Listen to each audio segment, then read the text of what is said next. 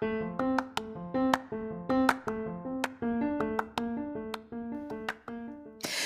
there, and welcome to the daily podcast where wisdom smacks us with kisses or love taps.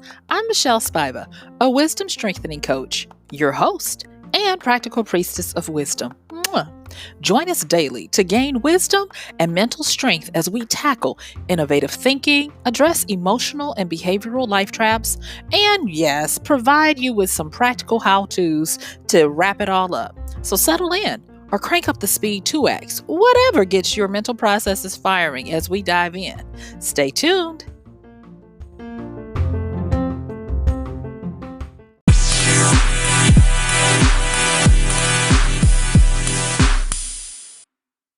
Yay!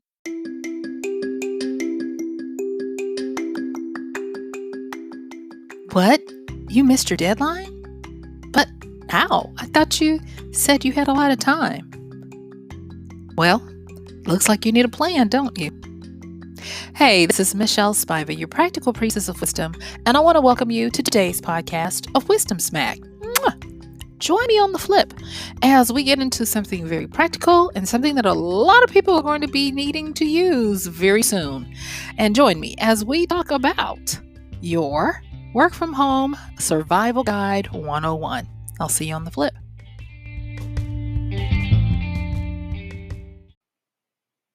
Hey, you made it.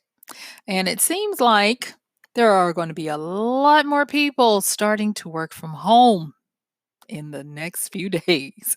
So, at the time of this recording, there has been a plea and some mandates for people to please stay in place, self-shelter, social distance, and the like, so that we can flatten the curve, get over this issue that we're going through right now. And there is a lot of wisdom that is out there that I want to share with you.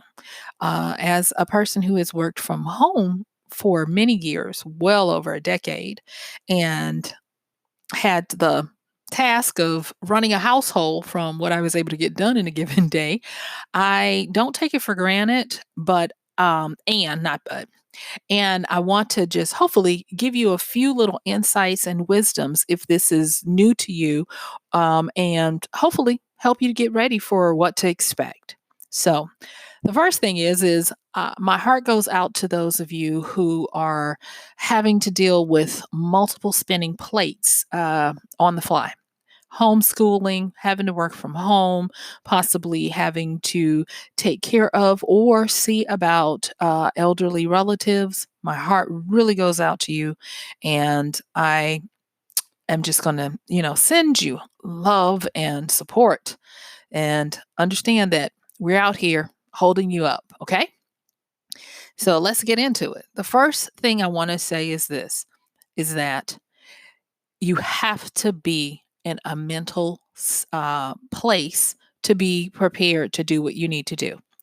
I don't really go with mindset. That's not something that I jive with. And the reason why is because our brains should always be changing as we learn, experience more things. Those little indentations that you've seen in drawings, renderings, and even pictures of actual brains are real thoughts, experiences, and archives, if you will, of what we've experienced. And as you continue to grow and learn, your brain continues to grow, learn, and create new indentations and crevices. And that's called neuroplasticity. And we're very thankful for it. So I'm going to tell you to please don't look at this as a quote unquote new mindset that you need to try to embrace to work from home successfully, but instead allow your mind to flow with you as you encounter your new experiences that you're going to have. And understanding that there are going to be so many things that you did not know were just under the surface that are going to rear up and show you who you are. Now, yesterday and a few days ago, I actually talked about getting to the point where you get quiet and still and start to explore who you are below the surface, below the tippy top of the iceberg. And the reason why I asked you to do that is because when it comes time for us to do the work and to be in a place where the buck stops here and there's no one looming over us and we have to face ourselves and the blinking screen, the laptop, the Zoom video, the video editing, whatever it is you're doing to work from home, it's going it's going to be where it's just the right, perfect storm for those things that lurk just beneath the surface to come and rear their ugly head. Whether it's nervous eating, eating out of boredom, whether it's procrastination, having your mind divided by different thoughts, trouble concentrating, and the list goes on and on. Those are going to be things that you're going to have to face and meet. And I wish I could tell you that once you slay that dragon in the morning, you won't have to deal with it anymore. Mm-mm.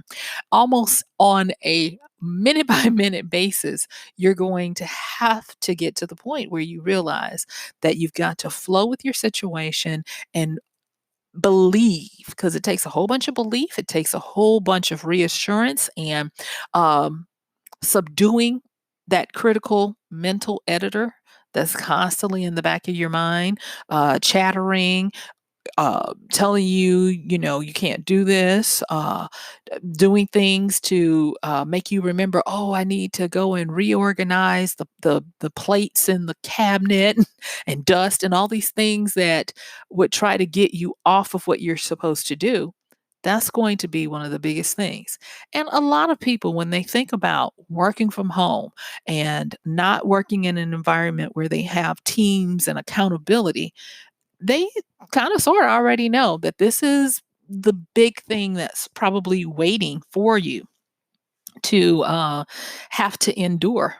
But I will say this that it gets to where when you when you determine that you're going to make it through, you're going to succeed, you're not going to miss deadlines, you're not going to procrastinate and those types of things, then it gives you an impetus, it gives you fuel to go forward and start doing what you can and what you must to make it through your day.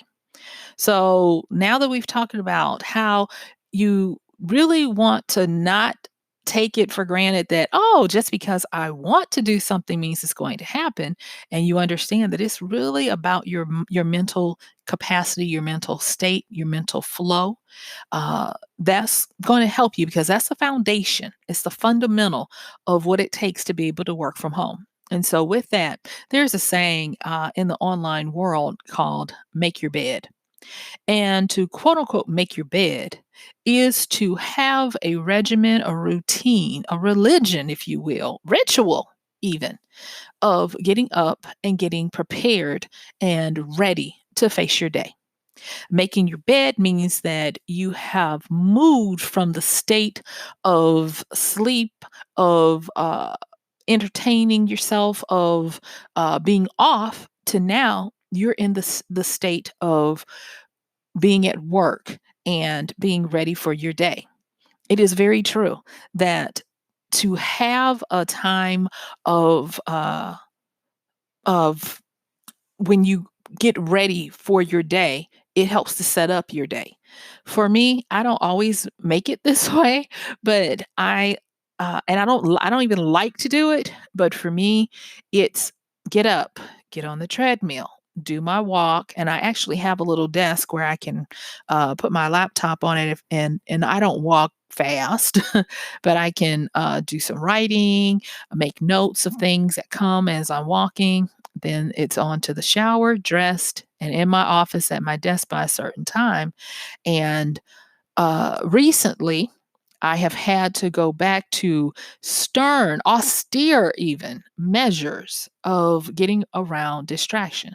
So, with working from home, one of the things that I can tell you is it shouldn't be any different from when you are working at a desk at your office. You do the stuff you're going to do in the morning, you get dressed, you go, get to whatever area you're going to use to work from, and you then move into the area of being diligent and consistent. And I've talked about that before on the podcast, on different podcasts. And so, in order to do that, it means that you have to get to the point where you start testing. And I'll say, give yourself a few days to find your bearing and find out when you are most productive on your own. You see, it's different if you work in an office than if you work for yourself. For some people, their golden hours are going to be early afternoon. Some people it's going to be midday. Some people it's going to be first thing in the morning. But there are golden hours where your mind just says yes, and you set yourself up to be able to focus more. And in order to help you get a jump start on this focus, determine the particular time of day that you know is going to be best for you. The majority of people is going to actually be in the morning, but if that's not your case, it's okay. And if you know that's not the case, then plan for it when it does hit. And to be diligent and to be consistent, and remember, I said I've had to take austere measures. My golden hours have changed. They used to be at night, and over the last few years, it has swapped to, you guessed it, in the mornings. And so, what I tend to do is try to remove as much distraction as I can when I'm at my desk. And so, I actually time myself and I try to keep my phone off. I mean, turned off during the weekday, turned off for at least 2 hours. But I like to go 4 hours at if I can. But because of the way and the nature of things, usually I can average 2 to 3 hours. And it is amazing how many times my hand will reach out for my phone only to remember, "Oh, it's off," and I get right back to what I'm doing. Having the ability to focus is also gonna mean if you can, don't take this, the wrong way, but if you can, when you get up in the morning, don't turn, the TV on and leave it on. If it's gonna be hard for you to turn the TV off to settle down to work, don't turn it on. Say, "Okay, I am not able to watch the TV at work, so I'm not turning the TV on until I get off of work." And if that means that you're not turning the TV on until 6, 7 at night, that's what needs to happen. Because working from home is you're gonna notice it's gonna take more than working from, a job. The next thing is to have and establish work boundaries. Do not let your work seep over into your personal life. Have definite lines of demarcation where you're like, okay, now I'm on the clock, now I'm not. And take your breaks. Take your lunch break. Take your bio breaks to get up, move around, go get water. Hopefully, don't snack all the time.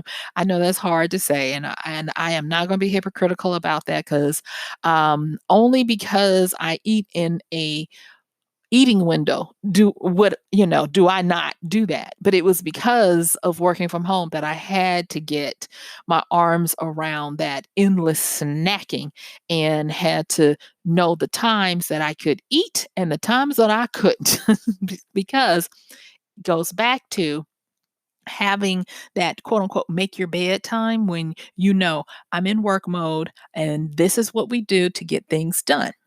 And so the next thing, and I know I'm kind of like I am actually reading off of a list, but I really kind of want to just give you these insights and pick the ones that you find interesting or that you find that you need.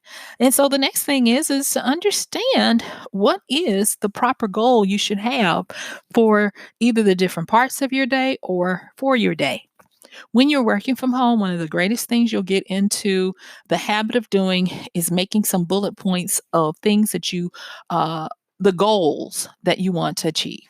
And I would say that if you have a job where you know the stuff that is expected of you during a given day to constitute a day's work from your employer, write those down and put them into some type of manageable outline or bullet point system so that you'll be able to get your head around what you're doing.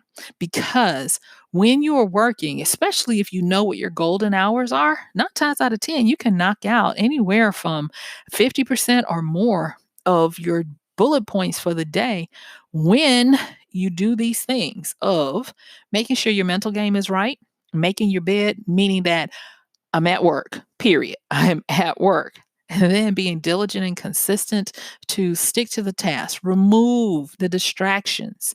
If you've got kids at home and uh, if at all possible, put them on the same schedule and make sure that they're doing their work. I don't know if it's a homeschool situation or if hopefully you'll still have teachers that are going to be online with the kids. And if you've got to do it hour by hour, where you close that door, get the work done, and then come back out, in between time to help them get situated, please do what you can, but don't take this lightly because the days will get away from you. It is one of the hardest things that I tell any person that's wanting to work from themselves, work from home, have the laptop lifestyle, is that the hardest thing is managing yourself. And that brings me to the next one, and that is to level up your sense of personal responsibility.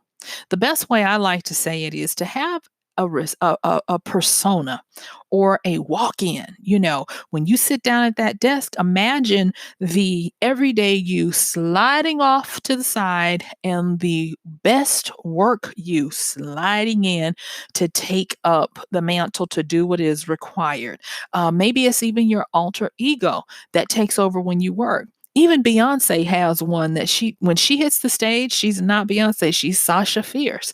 And I think it's not only a clever and creative way to do what you need to, it's actually something that helps you to obey that line of demarcation of when you're off the clock and when you're on the clock, and being able to have that sense of I'm in work mode and this is what I do will help you. Now, I'll also tell you something else. I tell people, when they ask me, well, can you do this or can you do that? I'll tell them I have to check with my manager. And if she says it's okay, then that's okay. And they look at me kind of quizzical because they know I work for myself. But I actually really mean that, because if you're able to separate the manager or supervisor, for me it's me, the business owner, but if you have to separate you, the manager of you, from you, the worker of you, it's going to really help, because you will be able, the mind is an amazing thing, and you'll be able to differentiate between, oh well, I can do it, or I can take this call or whatever, uh, and not. And that brings me to the next part of this personal responsibility. Whether you say it outright or you do not pick up the phone, please manage your time on the phone.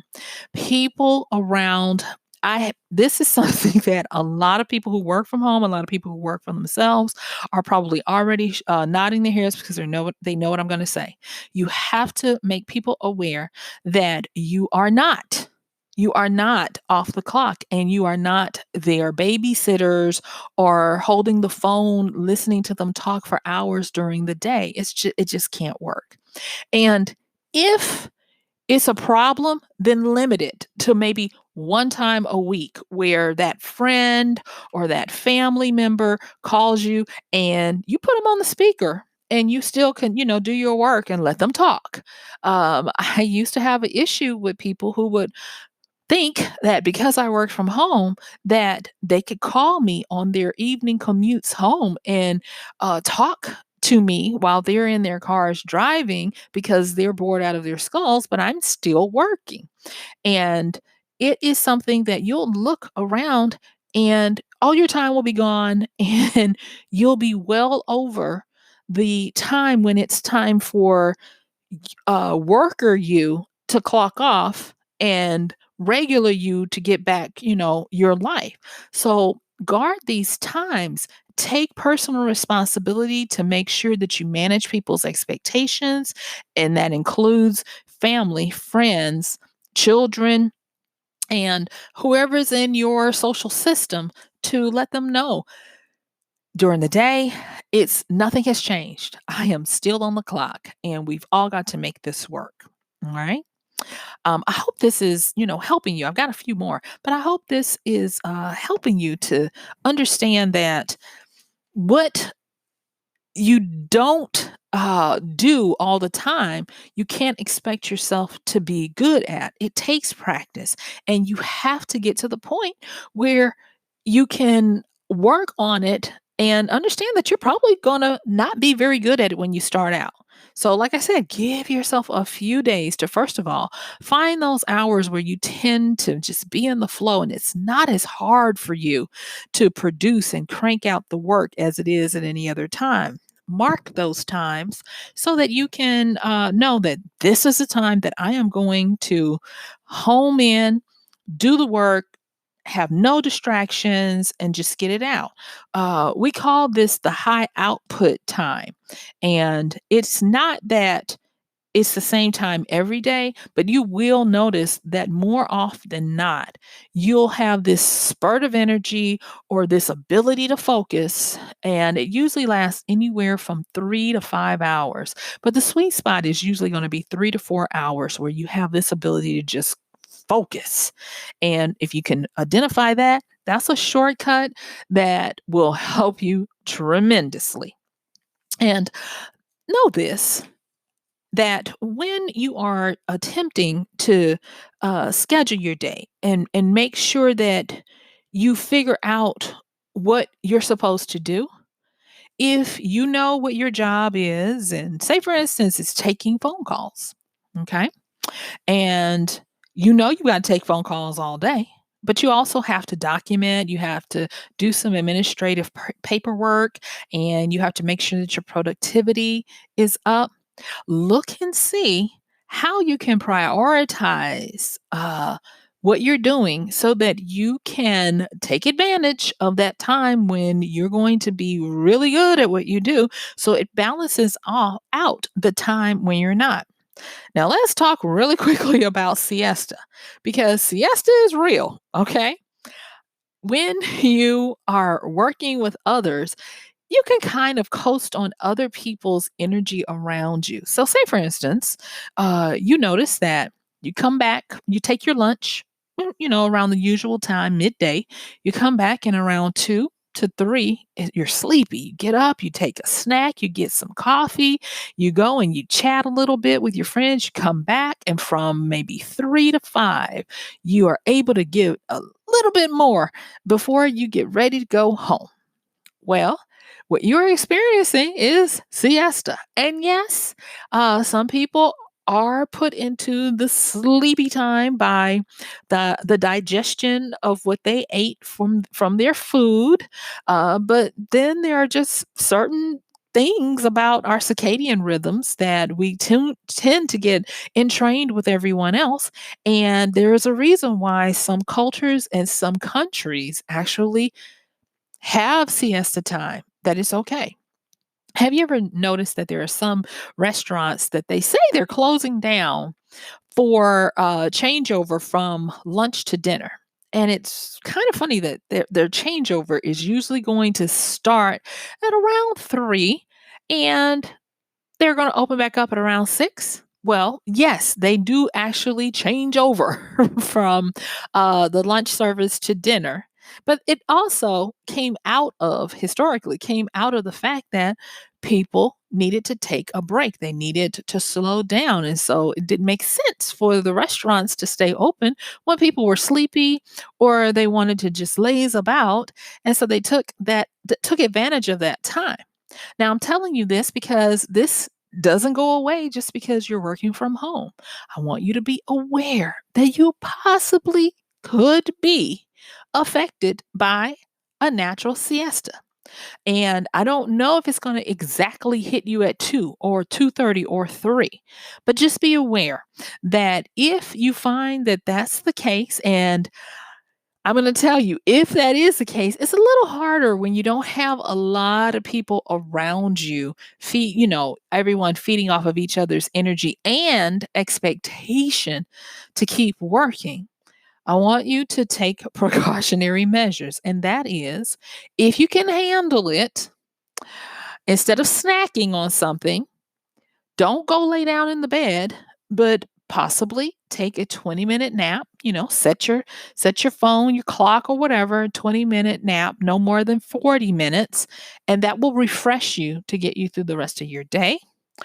Or you can get up and do 10 minutes of movement, whether it is jumping jacks or squats or uh, uh, some kind of marching in place or something to move the body. You can do that. And the reason why I am stressing this is because if you are caught unawares of a siesta that's coming, it can take you out for the rest of the day to the point where you manage to only get a portion of your morning done for your job. And we don't want that happening because that's not going to bode well for the longevity of your job, your productivity, and even your psyche. Because if you are the average person who wants, to work for, an honest dollar, you don't want to feel bad that you find that you're falling into this habit of slacking off in the afternoon. And it's easily preventable. And that is why we are having this work from home survival guy 101 talk, because wisdom wants you to be aware of what's out there and what is normal and customary, that you're not alone. And these are the things that you have to be aware of. And the the last few moments that we have, I want to actually kind of like sum this up and help you to make a plan and be very practical. So, if you're listening to this and you got some time before you have to start your work week from home, the first thing I want you to do is I want you to decide, when are you getting up? Because, yes, if you're working from home, you don't have that commute that you have to put in. But I do want you to take time to make it where you can exercise. And I would ask that you possibly try to fit it in the morning so that it doesn't get forgotten, because exercise still helps with your mental capacity to be able to do your job during your day. Um, but I also want you to put in the time to do your exercising, get your shower, and get ready to sit at your desk and take advantage of your golden hours. Okay, and that means that you can't like say, "Oh, I'm gonna sleep in." Try to keep as much as possible. Try to keep a schedule similar to the one that you had. So if you normally got up at 6 and you normally started work at 8, still consider getting up at 6, doing an hour of exercise, and then taking care of your dressing, shower dress and everything, so that you can be at your desk by 8. And that'll still give you time to have a little breakfast if you do your breakfast and stuff, and be at your desk. And then put in, if you will, put in a schedule. Now, don't make it too strenuous, but put in a schedule of what is going to be your golden time when there are no distractions, when you're not going to be checking email every time it dings. Maybe you'll suppress the notifications that you get, or maybe you'll be brave enough and turn your phone off so that you won't even be tempted before the timer goes off, that okay, you can turn your phone on. Get to that, schedule that in. And also make sure that you remember to change personas. Let your Sasha Fierce come sit down at your desk. Let that persona, that work part of you, take over and do what you can to be diligent and consistent. Make sure you look at how to prioritize. And if you can, put what it is you do on a daily basis or what you want to do that day in bullet points, because this is another trick. If you put what you want in bullet points, and I'll just say, write them out on a little notepad. And once you get something done, tick it off. Put a big old check mark by it, or cross through it, or exit out. And that is going to give your psyche the feel of accomplishment and advancement, because small wins matter and they do a lot to help you continue to grow. And then when your day is done, let your day be done. Slide out of that persona and put back on your regular everyday home self. Now, I know that not everyone has a special room that they can go to, but what I will say is whatever space you use, please dedicate that space to work. Even if, and I have seen this and I have no problems with it, even if it is you setting up your ironing board with your laptop on it and your notepad. Let that be your sacred space where the only thing that gets done in that area using those materials are going to be work, because you want to subconsciously train yourself to trigger and anchor to the fact that if I'm in this room or if I'm in this location using these things, we get work done. Please don't work from home from your bed. I did it for years, and it's not it eventually it doesn't work. It is not good. It's not good for your health, not good for your mental capacity or your productivity over time. Get thyself up, get exercised, get dressed, and get working. And please make sure that you have the right mental frame of mind. So, guess what? Yeah, my time is up. I thank you for yours. This has been Michelle Spiva, your practical priestess of wisdom, with another podcast of Wisdom Smack. And I'll see you tomorrow. Bye.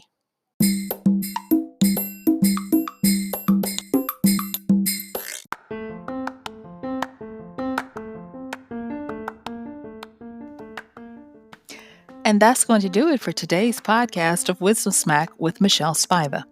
If you like this podcast, please help us get the word out. Like, comment, subscribe, and even share. And if you really like it, please help us continue to get the word out by considering using this show's link for Amazon. So when you want to go to Amazon and you do all of your general shopping, please use MichelleSpiva.com/AMZ. It's simple as that. It doesn't cost you anything extra, and this show might receive a little bit of commission that will go towards helping to further get these episodes out to you and to others. So thank you so much for listening. This has been Michelle Spiva with Wisdom Smack. Bye.